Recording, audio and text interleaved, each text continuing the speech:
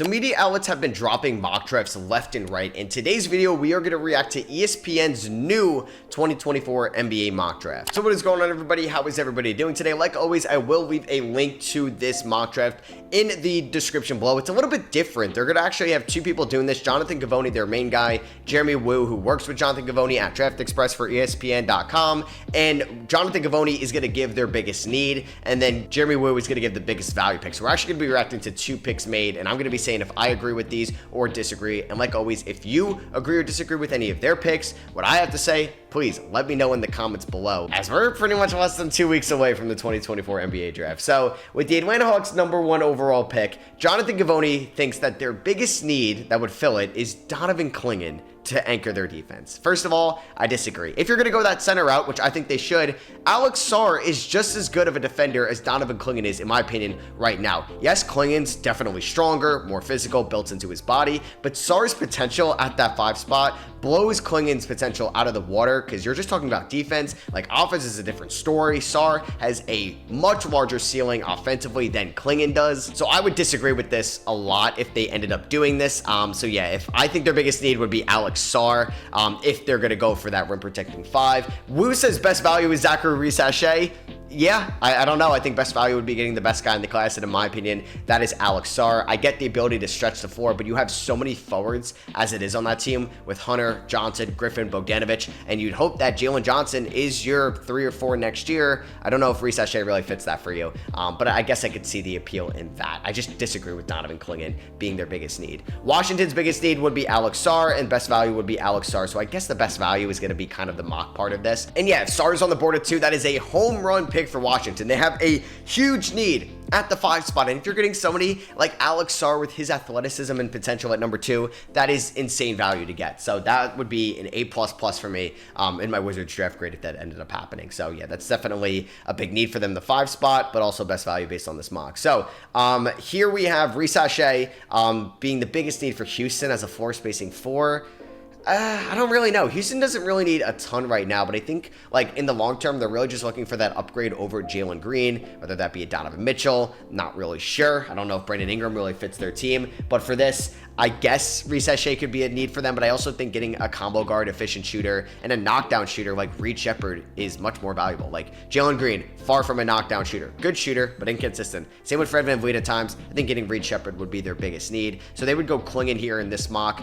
Kind of disagree with that as well. I don't know if I would go Clingan 3rd overall with Reed Sheppard on the board for Houston. #4, we have San Antonio. Reed Sheppard would fill their biggest need, and he also thinks that Reed Sheppard would go here in a mock as well. I mean, yeah, San Antonio needs someone that can get Wemby the ball, can throw an entry pass. Reed Sheppard could definitely do that. He could definitely play make. And he's also one of the best shooters, if not the best shooter in this draft class. He's my #1 shooter in this class, and getting him at 4, I think, would be great value for San Antonio. And the way that this draft board falls for San Antonio, say it's Clingan, Reese-Shea, and Sarr in some type of way, 1, 2, and 3, you have a chance to either take Sheppard, Dillingham, Topic, Castle, Isaiah Collier. Like, there's a ton of talent there at 4. Even Ron Holland is there still for you. So yeah, I would definitely go Sheppard if that ended up happening.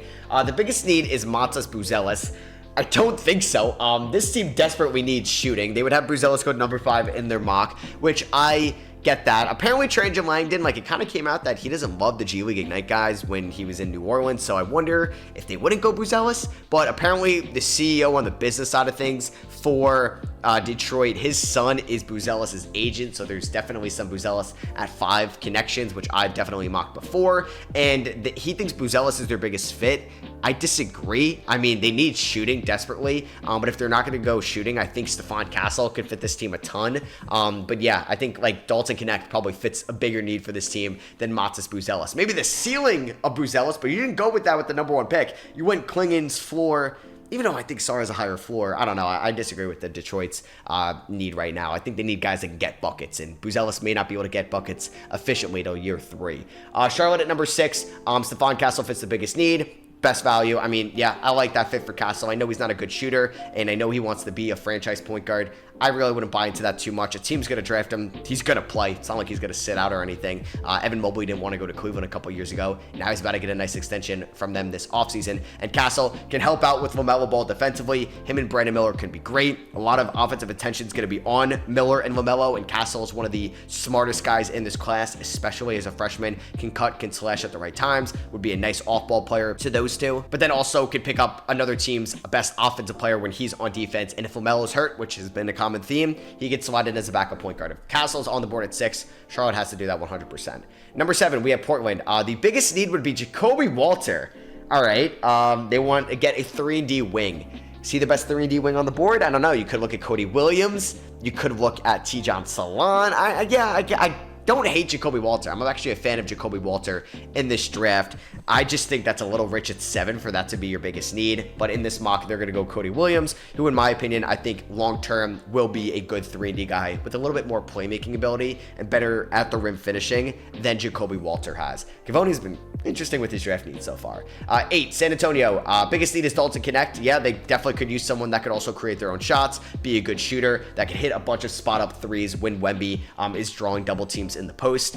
We haven't had a point guard really go to them so far. I mean, like, Reed Shepherd isn't like a true 1. So I'm kind of shocked to see like Shepherd be a need. And then at 8, you're still going off ball and not getting a primary point guard and getting Dalton Connect as your need. But they're actually going Devin Carter in this mock. Just kind of interesting. Like, I don't think I've seen Devin Carter this high at number 8 so far, so I'm a fan. Like, I love Devin Carter. He's my 12th ranked prospect in this draft. And San Antonio, if they want to be in the playing tournament conversations next year, need NBA ready guys. And if you're telling me you can get Devin Carter and Reed Shepherd in this draft, not gonna lie, I'd love that. I love that a little bit. Those are some of my guys in this class. Number 9, we got Memphis. Biggest need would be Devin Carter. Interesting when you got Marcus Smart, kind of going to be healthy next year. I mean, Carter can help you in the playoffs. I thought they would look for a little bit more big man help, but with Klingon and Sarr off the board, that makes sense. They're actually going to go Dalton Connect here, which I've definitely mocked a couple times, so I don't hate that. Utah, number 10, biggest need, Rob Dillingham. I don't know if that's also a biggest need. I think they got to figure out if Keontae George is the franchise point guard. I think he'd be better a little bit off ball as a 2, and then Sexton's your microwave scorer off the bench. So you get a facilitator. Is that going to be Dillingham? I don't think he's going to be that good of a playmaker, like passing-wise at the NBA level. He's obviously going to be able to create his own shots. Topic would probably be what I would do here, but they're actually going Tijan Salon at number 10. Interesting.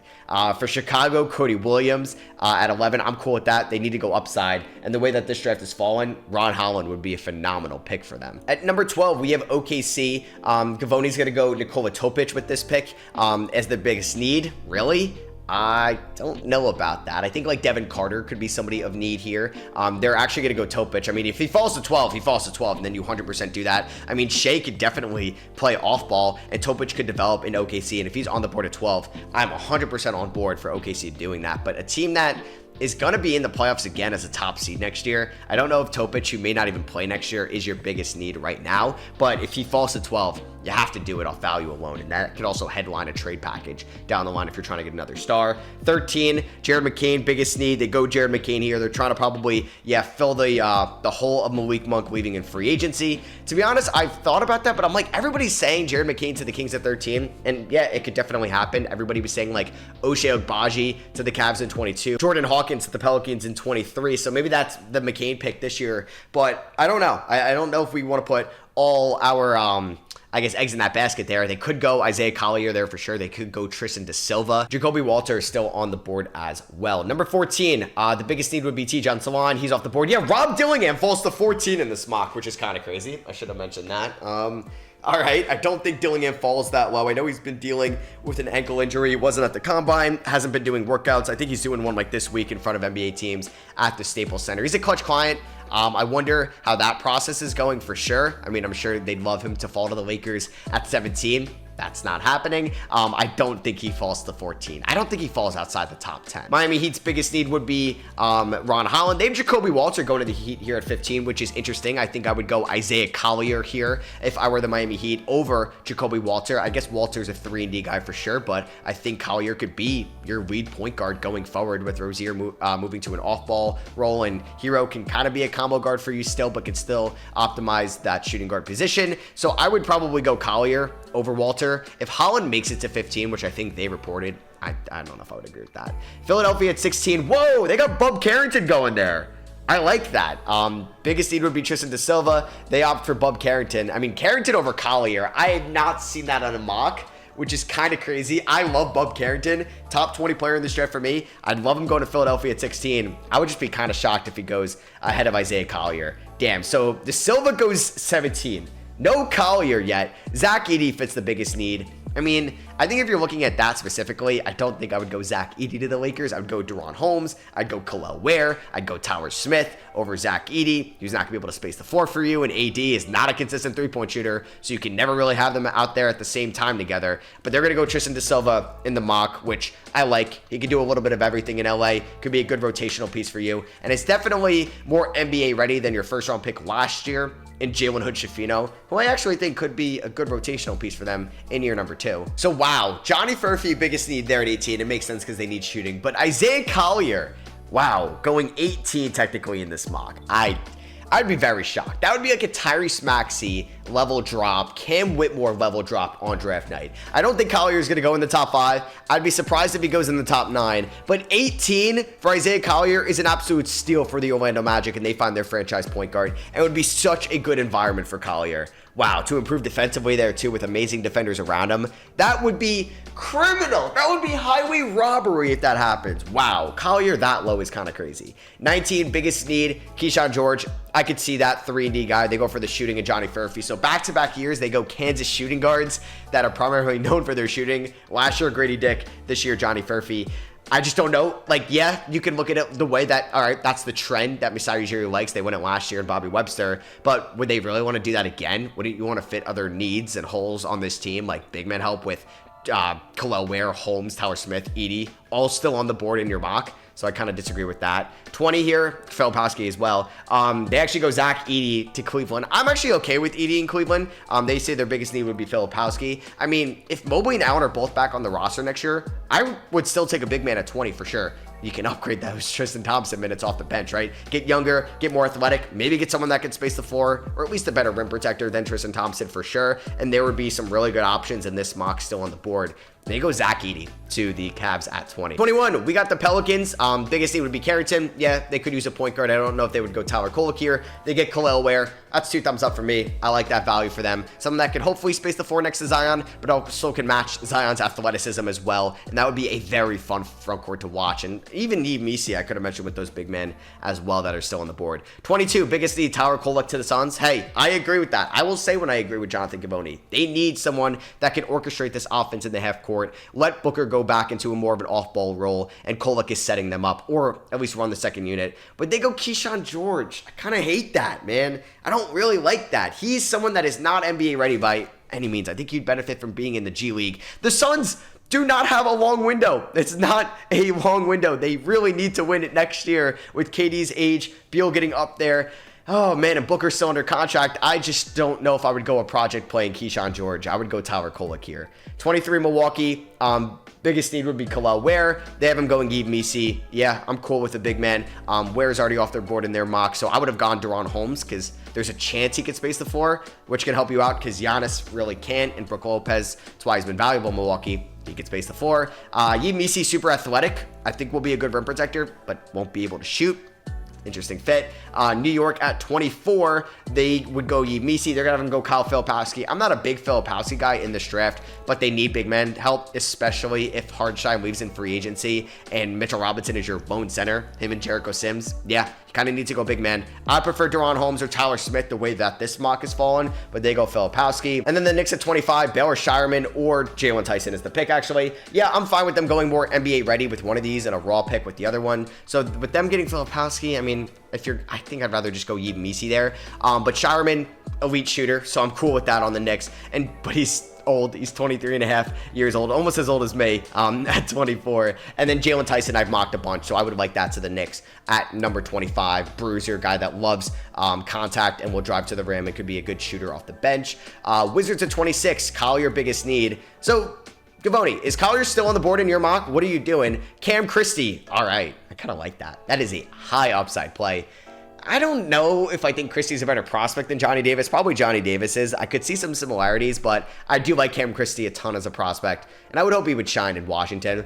27, Juan Nunez. I would hate that to Minnesota. 27, Tyler Kolek. Yeah, if you don't have Kolek going 22 and he falls to 27, I give that 2 thumbs up. I'd rather him go to my Knicks at 24 or 25. I think that'd be great value at 27. 28, Jalen Tyson is the biggest need, Gavoni says, but they go Baylor Shireman. NBA ready, can knock down threes. I think they need some more consistent shooting off that bench next year. You kind of get some inconsistencies at times with Christian Brown, with Peyton Watson. You're not really getting much out of Zeke Naji in that aspect of the game. So getting Shireman is nice with him still on the board. And then here at 29, Tyler Smith goes to the Jazz. That is such good value, man. 29? Wow. That is insane in value, actually. All right, I don't know. I think Tyler Smith, that is the steal of this draft. I have him as a top 15 prospect in this class. And then at 30, the Celtics are getting Pacome Dadiet. I don't agree with that. He's very raw as a prospect. I don't think he's a great defender right now either. And you're going to try to throw him into a rotation on a team trying to win a title in 2025 when there's so many other NBA ready guys on the board like Deron Holmes. They need a big man. Have him go here, Jeremy Woo. I don't even think you had Zach Edey go to Cleveland, but Deron Holmes could have been perfect here. So I really disagree with that. Yeah, and that is going to be my reaction to this new ESPN mock draft where we got the biggest need and the best value pick in this mock as well. If you guys did enjoy that, I would appreciate it if you dropped a thumbs up on the video and let me know in the comments what you guys think as always, and I'll catch y'all in the next one. Peace.